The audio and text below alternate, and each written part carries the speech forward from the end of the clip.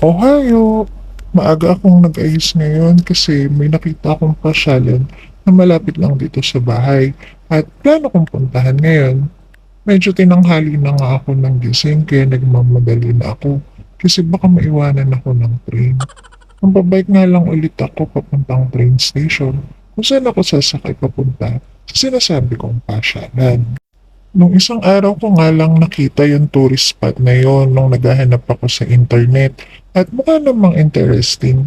Nagbasa-basa na din ako ng mga article tungkol doon and sobrang naging interesado nga ako kaya sabi ko gusto kong puntahan since napaboard na ako sa bahay dahil wala pa akong pasok sa trabaho. Medyo mainit nga pala ang panahon ngayon kaya pawisan na habang nag-iintay na dumating yung train. Kung nagtataka nga pala kayo kung bakit laging itim ang suot ko, yan lang kasi ang gusto kong kulay ng damit. Sa Tadaunomi Station nga pala ako bababa. At mula dito sa Akisagsaki Station, mga 10 minutes bago ako makarating doon. At mga 7 to 10 minutes na lakad naman bago makarating sa Tadaunomi Port kung saan sasakay ako ng ferry para makarating sa pupuntahan ko.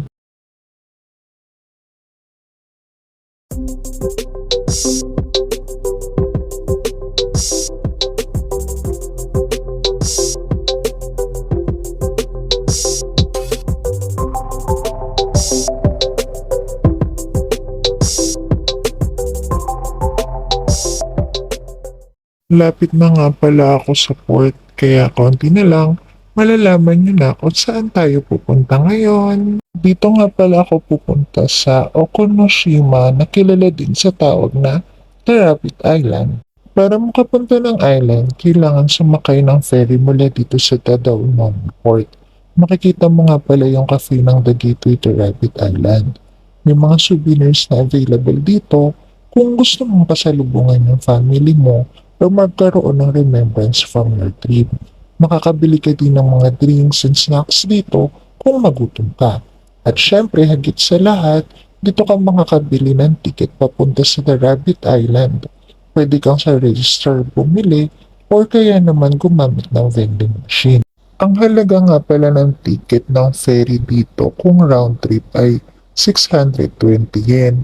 Meron ka ding mabibili ng rabbit food dito na nagkakahalaga naman ng 200 yen per bag. Nagtatanong nga lang ako pala dito sa register kung tama ba yung nabili kong ticket at kung paano ba makapunta doon sa Rabbit Island. Ipinaliwanag naman niya ng maigi at mabait naman siya. At dahil nga mainit ang panahon ngayon, nag-decide ako na bumili na lang ng ice cream habang naghihintay na rin na dumating yung ferry.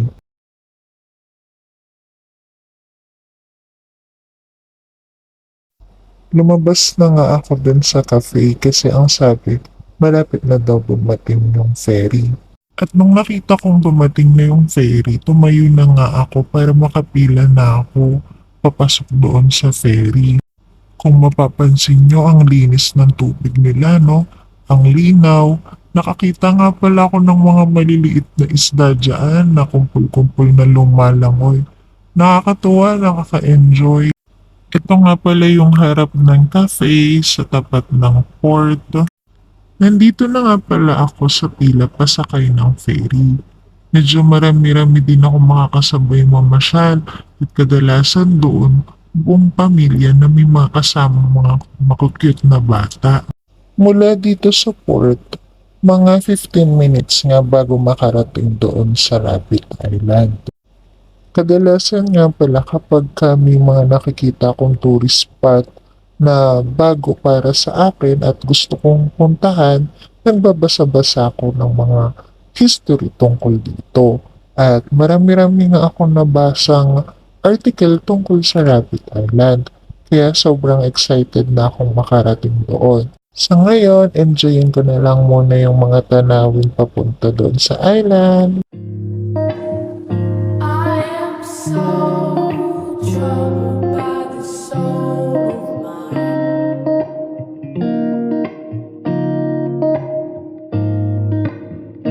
I've said those words so many times.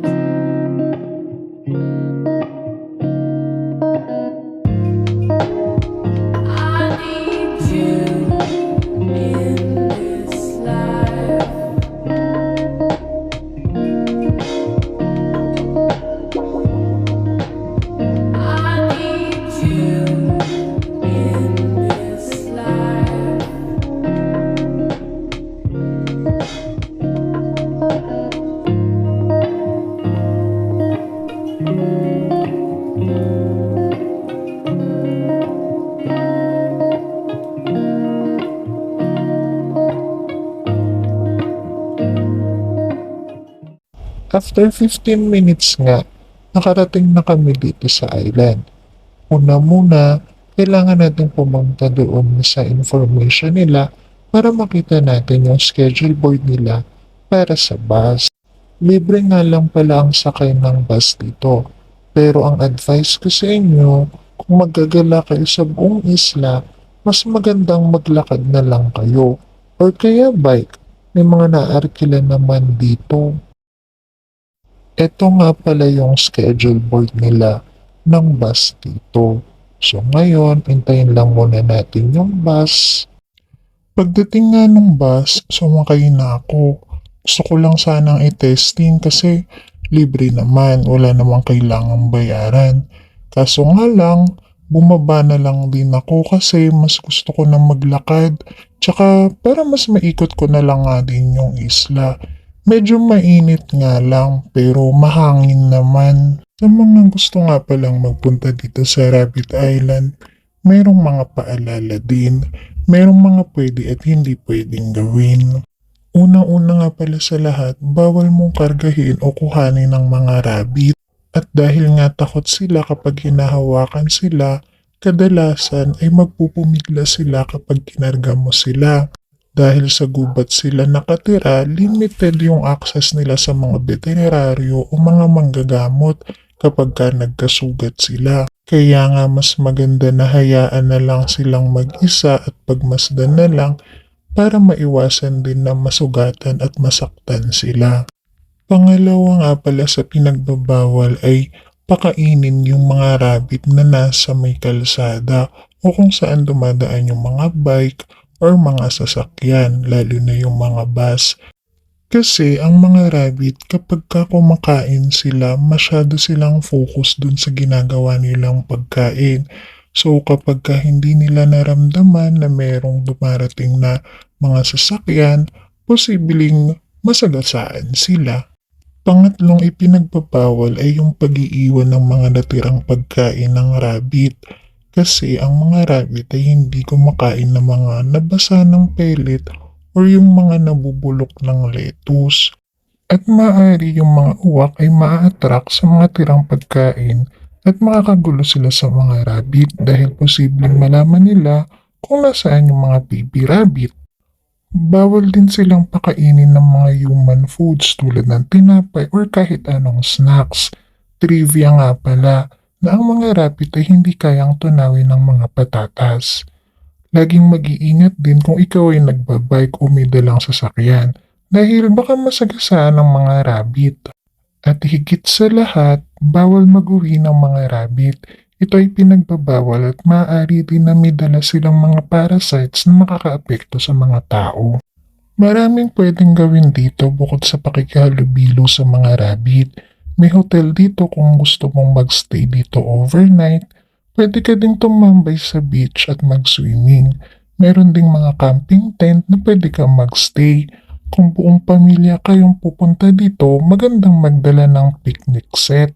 At kung hiling mo naman ay mga isda, pwede rin naman dito. Siguro nagtatanong din kayo kung bakit dumami ang mga rabbit dito sa island.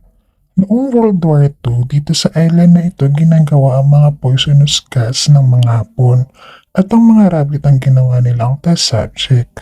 At nang abandonahin na ang island na ito, maraming nagsasabi na naiwan ang mga rabbit dito at kalaunan ay dumami sila. Isa sa mga pwede mong bisitahin dito ay yung Poison Gas Museum. Makikita mo rin dito ang iba't ibang ruins at artifacts na ginagamit para makagawa ng mga poisonous gas noong kasalukuyang may gera sa pagitan ng mga Hapon at Inchek. Nung mag-surrender nga ang mga Hapon noong World War II, yung mga facilities na ginamit para sa paggawa ng poisonous gas ay sinira at inabandona na. May mga mapa din na available na pwede mong maging guide sa pag-iikot. Yun ay makukuha doon sa main hotel kung saan pwede kang magstay. O siya, tama na ang mga trivia. Samahan niyo na lang ako mag-ikot-ikot dito at i-enjoy ang Rabbit Island.